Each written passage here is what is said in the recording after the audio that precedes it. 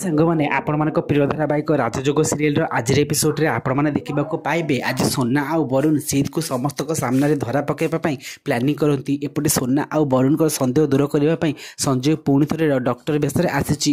ଆଉ ଏତେବେଳେ ସୋନା ଚାଲାକିର ସହିତ କହୁଛନ୍ତି ଯେ ଆଚ୍ଛା ଡକ୍ଟର, ମୁଁ ଶୁଣିଛି ଯେଉଁ ପେସେଣ୍ଟର ଗୋଡ଼ କାମ କରେନି କିମ୍ବା ହାତ କାମ କରେନି ତାକୁ ଗୋଟେ ବାଡ଼ିରେ ବାଡ଼େଇଲେ ସେ ଠିକ୍ ହେଇଯାଏ ବୋଲି। ମୁଁ ଭାବୁଛି ଆମ ସିଦ୍ଧଙ୍କ ଉପରେ ସେଇଟା ଆପ୍ଲାଏ କରିବା।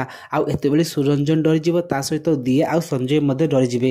ଆଉ ଏତେବେଳେ ଦିଆ କହିବ ଠିକ୍ ଅଛି ମୁଁ ଗୋଟେ ବାଡ଼ିରେ ବାଡ଼ଉଛି। ଆଉ ଏତେବେଳେ ଦିଆ ଜାଣି ଶୁଣି ସୁରଞ୍ଜନର ଗୋଡ଼କୁ ହାଲକା ସେ ବାଡ଼େଇବେ। ଆଉ ଏତେବେଳେ ସୋନା କହିବେ ଆରେ ଏମିତି କ'ଣ ବାଡ଼ଉଛ, ଟିକେ ଜୋରସେ ବାଡ଼ାଅ। ଆଉ ଏତେବେଳେ ଦିଆ ବାଧ୍ୟ ହୋଇ ସୁରଞ୍ଜନର ଗୋଡ଼କୁ ଜୋରସେ ବାଡ଼େଇବେ।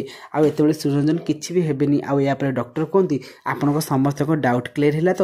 ଦେଖ ଦିଆ ମ୍ୟାଡ଼ାମ କେତେ ଜୋରସେ ବାଡ଼େଇଲେ କିନ୍ତୁ ସୁରଞ୍ଜନ ଦିଆ କିଛି ବି ହେଲେନି, ସହିତ ସିଦ୍ଧ ବାବା ବି କିଛି ହେଲେନି। ତେଣୁକରି ମୁଁ ସମସ୍ତଙ୍କୁ କହି ରଖୁଛି ସିଦ୍ଧଙ୍କ ଗୋଡ଼ କିଛି ବି କାମ କରୁନି। ଆଉ ଆପଣମାନେ ଧୈର୍ଯ୍ୟର ସହିତ ଅପେକ୍ଷା କରନ୍ତୁ, ଧୀରେ ଧୀରେ ସବୁ ଠିକ୍ ହେଇଯିବ।